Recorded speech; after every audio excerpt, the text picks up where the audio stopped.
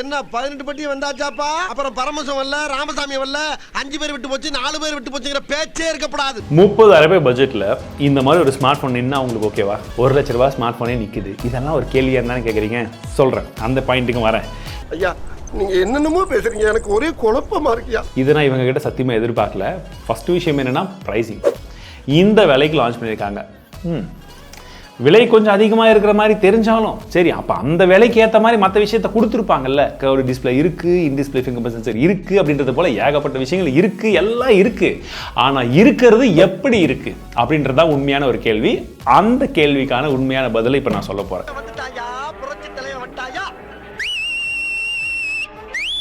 இப்போ இந்த smart phone ஒரு ப்ரீமியம் ஸ்மார்ட் ஃபோன். எப்படி ப்ரோ சொல்கிறீங்கன்னு கேட்குறீங்களா? இங்கே பாருங்கள், இங்கே பாருங்க, 3.5 ஜாக் இல்லையா? அப்போ இது ப்ரீமியம்.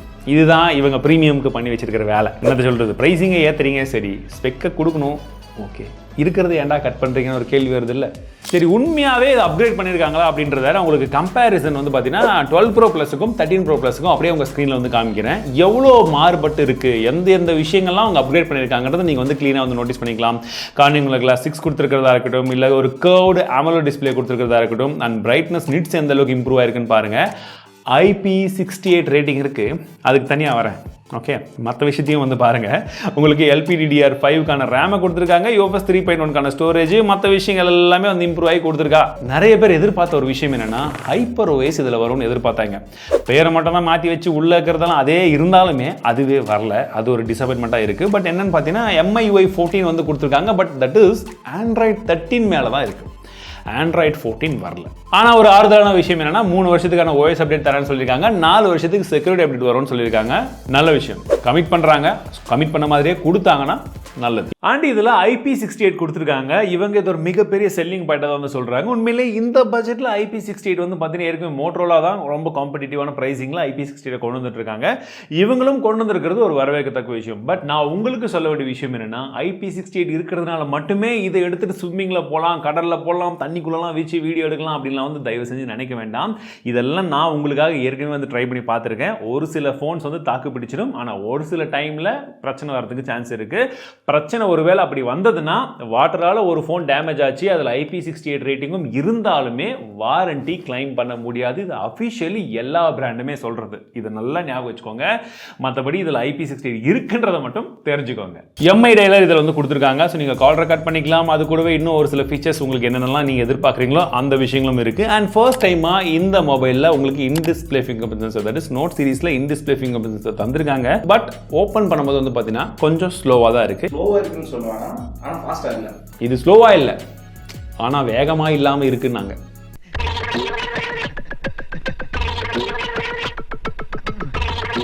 வார்த்தைகள் விளையாட்டா நல்லா விளையாடுறீங்க, போங்க போ, ரொம்ப கிரிஞ்சு பண்றீங்க. அதான பிரதர், எனக்கும் புரியுது, எனக்கும் அதே தான். ஆனால் ஃப்ரண்ட் சைடில் டிஸ்பிளேவை பொறுத்த வரைக்கும் நல்ல டிஸ்பிளே வந்து யூஸ் பண்ணியிருக்காங்க. இன்ஃபேக்ட் சொல்ல போனால் நான் பார்க்கும் போதே வாவ் நல்லா இருக்கே, ஒரு ரெட்மி ஃபோன் மாதிரியே தெரியாத அளவுக்கான ஒரு டிஸ்பிளே. உண்மையிலே சொல்ல போனால் நல்ல ஒரு டிஸ்பிளே, நல்லா கலர்ஃபுல்லாக இருந்துச்சு, பஞ்சாகவும் இருந்தது. இதில் இந்த கார்னிங் கிளாஸ் விக்டஸ் ப்ரொடக்ஷன் இருக்குன்னு சொன்னாங்க. இந்த பட்ஜெட்டில் இது வரைக்கும் இந்த ப்ரொடக்ஷன் வந்து தரல. அண்ட் இன்னொரு விஷயத்தை சொல்லிடுறேன், இது ப்ரீமியமாக கொடுத்துட்டு இருந்தது தான். பட் இப்போ வந்து பார்த்தீங்கன்னா இந்த கார்னிங் கிளாஸ் விக்டஸ் 1, 2 கிடையாது. 2 வந்து இப்போ ப்ரீமியமில் தான் இருக்குது. பட் ஸ்டில் அதுவே இந்த பட்ஜெட்டுக்கு ஓகே தான். பட் விக்டஸை டெஸ்ட் பண்ணிடலாமா? எனக்கு தெரிஞ்சது தாங்காதுன்னு நினைக்கிறேன். இன்னும் வீடியோ எடுக்கல, போட்டுருவோம். நீங்கள் ட்ரை பண்ணாதீங்க நண்பர்களே, நான் டெஸ்ட் பண்ணுறது உங்களுக்காக தான். ஓகே, தப்பிச்சிடுச்சு. நம்ம எப்பவுமே பின்னாடி ப்ரொடெக்ஷன் இல்லை இருந்தாலும் போடுவோம். இருங்க, என்னதான் பண்ணியிருக்கீங்கன்னு பார்க்கலாம். ஏன்னா நீ வேற ஷாக் கொடுக்குற. சரி நண்பர்களே, ஒன்றும் ஆகலை, 2 சைடும் போட்டாச்சு. நீங்கள் தயவு செஞ்சு போட்டு பார்க்காதீங்க. அண்ட் கூடவே இன்னொன்று என்னன்னு பார்த்தீங்கன்னா, இதில் பிரைட்னஸ் சென்சர் வந்து கொஞ்சம் ஸ்லோவாக ஒர்க் ஆகுதுங்க. இதில் நாங்கள் வெளியே எடுத்துகிட்டு போய் வெயிட் பண்ணி திரும்பி பார்த்து சன்னை பார்த்து இதை பார்க்கும்போது தான் அந்த பிரைட்னஸ் லெவல்ஸ் வந்து மாறுது. அது ஒன்று இருக்குது. ஆனால் நம்ம அடித்த மணி யாருக்கு கிடைச்சோ இல்லையோ, ஸ்மார்ட் ஃபோன் பிராண்ட்ஸ் வந்து கிடைச்சி. இந்த PWM டிமிங்கை பற்றி தெளிவாக ஒரு வீடியோ வந்து போட்டிருந்தேன். நீங்கள் இந்த வீடியோ பார்த்துருப்பீங்கன்னு நினைக்கிறேன். நம்மளுடைய கண்களுக்கு எப்படி வந்து அந்த பிரைட்னஸ்லாம் வந்து அஃபெக்ட் பண்ணுது அப்படின்றத. ஸோ இந்த PWM டிமிங் வந்து பார்த்தீங்கன்னா இதில் 1920 இயர் மாதிரி இருக்குல்ல, 1920 ஹர்ட்ஸ் மாதிரி வந்து கொடுத்துருக்காங்க. ஸோ ஓரளவுக்கு அந்த ஃபீல் வந்து உங்களுக்கு பிரச்சனை இருக்கக்கூடாது, அந்த மாதிரி இருக்குது. ஆனால் மொபைல் வந்து பார்த்தீங்கன்னா கொஞ்சம் ஹெவியாக தாங்க இருக்குது. நார்மலாக அந்த கர்வ்டு டிஸ்பிளே பின்பக்கம் முன்பக்கம் அந்த கர்வ் வரதெல்லாம் வந்து பார்த்தீங்கன்னா கொஞ்சம் ஸ்லிம் ஃபீல் கிடைக்கும். இது அந்தளவுக்கு ஸ்லிம்மாலாம் வந்து கிடையாது, நல்லா திக்காகவே இருக்குது. இன்ஃபேக்ட் பார்த்தீங்கன்னா இது நிற்க வச்சா நிற்குது இப்படி.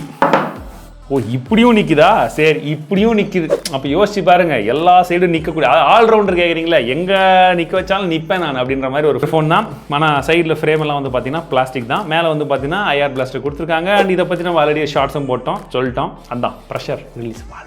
ஆனால் வெயிட் மட்டும் ஒரு 200 கிராம் இருக்குதுங்க. சரி, கூடவே இந்த ப்ராசஸர் என்னன்னு பார்த்தீங்கன்னா இதெல்லாம் மீடியேட் கூடிய டைமென்சிட்டி 7200 சொல்லக்கூடிய ஒரு 4 nm ப்ராசஸர் வந்து கொடுத்துருக்காங்க. 100 ஸ்கோர் 7 லட்சத்துக்கு மேலே வருது. CPU த்ராட்லிங்கை பொறுத்த வரைக்கும் 20 threads 15 minutes ரன் பண்ணும்போது எங்களுக்கு 84% வந்தது. அண்ட் இதுவே வந்து பார்த்தீங்கன்னா 40 threads 30 minutes வைக்கும்போது 92% வந்தது. ஸோ ப்ராசஸரை பொறுத்த வரைக்கும் ஓரளவுக்கு ஸ்டேபிளான ப்ராசஸர் தான்.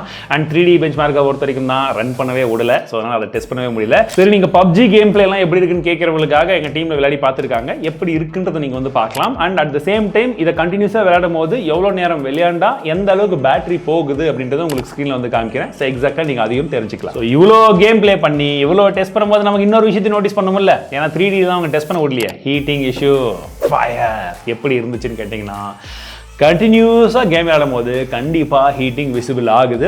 இந்த இடத்துல வருதுங்க, அப்படியே வந்து கொஞ்சம் ஸ்ப்ரெட் ஆகுது. ஓகேங்களா? பட் இது ரொம்ப ஓவர் ஹீட்டிங்னு கேட்டிங்கன்னா, நீங்கள் ரொம்ப லாங் ஹவர்ஸ் விளையாண்டிங்கன்னா அந்த ஹீட்டிங் வந்து நல்லா ஃபீல் பண்ணுவீங்க.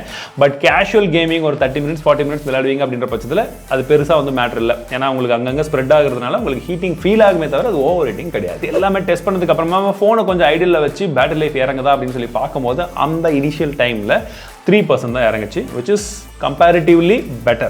ஸ்டீரியோ ஸ்பீக்கர் கொடுத்துருக்காங்க. சவுண்ட் குவாலிட்டியை பொறுத்த வரைக்கும் சவுண்ட் நல்ல லவுடாகவும் இருக்குது. கிளாரிட்டி ஓரளவுக்கு வந்து பரவாயில்லைங்க. ரொம்ப ரிச் பேஸ் அந்த மாதிரிலாம் எதிர்பார்க்க வேண்டாம். பட் நல்லா இருக்குது, இதை சொல்லலாம். ஓரளவுக்கு ஒரு 65-70% நல்லாவே இருக்குது.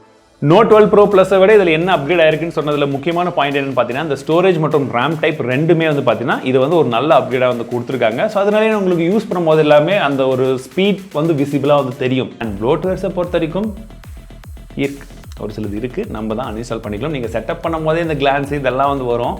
அதெல்லாம் நீங்கள் கொடுத்துட்டு ஜாக்கிரதையாக செட்டப் பண்ணணும். ரெட்மி ஸ்மார்ட் ஃபோனை பொறுத்த வரைக்கும் எப்போவுமே.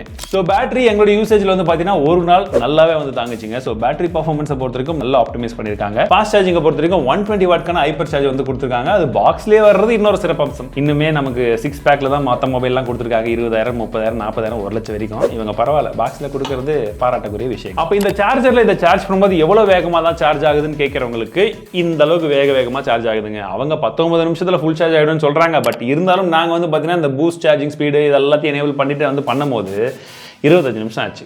எங்களுக்கு அந்த அளவுக்கு தான் வந்தது. பட் ஸ்டில் அதுவும் ஓரளவுக்கு ஸ்பீடாக தான் இருக்குது. கேமராவை பொறுத்த வரைக்கும் ஒரு பெரிய பூசணிக்காயை 200 மெகாபிக்சலுக்கான கேமராவை வந்து கொடுத்துருக்காங்க. ரெண்டாவது 8 மெகாபிக்சலுக்கான கேமரா, மூணாவதாக ஒரு 2 மெகாபிக்சல்னு ஒரு கேமரா கொடுத்துருக்காங்க. செல்ஃபியை பொறுத்த வரைக்கும் 16 மெகாபிக்சலுக்கான கேமரா. சரி, இந்த கேமரா சாம்பிள்ஸ் எப்படி இருக்குன்னு பார்த்தீங்கன்னா ஓகேவா தான் இருக்குது. சொல்லப்போனால் இவ்வளோதாங்க. 50% தான் மார்க் கொடுக்கணும். ஏன்னா நல்லா இம்ப்ரூவ்மெண்ட் பண்ணியிருக்காங்க, சூப்பராக இருக்குன்னு வந்து நிறைய இடத்துல வந்து நான் பார்த்துருந்தேன். பட் எங்கள் கேமரா சாம்பிள்ஸ் நாங்கள் வந்து பார்க்கும்போது பெருசாக ஒன்றுமே இல்லையே, ஏன்டா இந்த அளவுக்கு தான் இருக்குது. ரெட்மி வந்து உங்களுக்கு ரிவ்யூ யூனிட் அனுப்பலாம், நீங்கள் அதனால இப்படி சொல்கிறீங்கலாம் சொல்லாதீங்க, அவங்க தான் அமைச்சிருக்காங்க. பட் இருந்தாலுமே என்னென்னா இந்த இமேஜ் எல்லாம் பார்க்கும்போது பரவாயில்லையே, ஓரளவுக்கு நல்லா இருக்குது அப்படின்ற மாதிரி தான் வந்து தோணும். பட் இதில் இருக்கக்கூடிய க்ரீன் கலரும் நாங்கள் ஃபோட்டோ எடுக்கும்போது அங்கே இருந்த க்ரீன் கலரும் வேறங்க. அது இன்னும் தெளிவாக சொல்லணும்னா இந்த இமேஜை பாருங்கள். இந்த கொய்யாக்கா வந்து நல்லா தெரியுதா, கலர்ஸ் நல்ல ஷார்ப்பாக இருக்கும். பட் சேச்சுரேஷன் இங்கேயுமே வந்து பார்த்திங்கன்னா கொஞ்சம் அதிகமாக இருக்குது. அது பெருசாக தெரியல. அது எப்போ தெரியும் அப்படின்னு வந்து பார்த்திங்கன்னா, இந்த மாதிரி பூவெல்லாம் எடுக்கும் போது நார்மலாக நல்லா இருந்துருது. பட் இந்த பூவை பாருங்கள், இது வந்து ஒரிஜினல் கலர் இது கிடையாது. இதுதான் ஒரிஜினல் கலர். பட் இதுவை பார்க்கும்போது வந்து பார்த்தீங்கன்னா அந்த பச்சை கலராக இருக்கட்டும் இல்லை இந்த பூவோட கலராக இருக்கட்டும் கம்ப்ளீட்லி வந்து பார்த்தீங்கன்னா ஓவர் பூஸ்ட் பண்ணியிருக்கு. அண்ட் டிஃப்ரென்ஸ் எந்த அளவுக்கு இருக்குன்னு உங்களுக்கே தெரியும். இன்ஃபேக்ட் இந்த பிங்க் கலர் ஃப்ளவர்லையுமே அது ஓவர் பூஸ்ட் ஆகிருக்குன்றது நல்லாவே வந்து தெரியுது.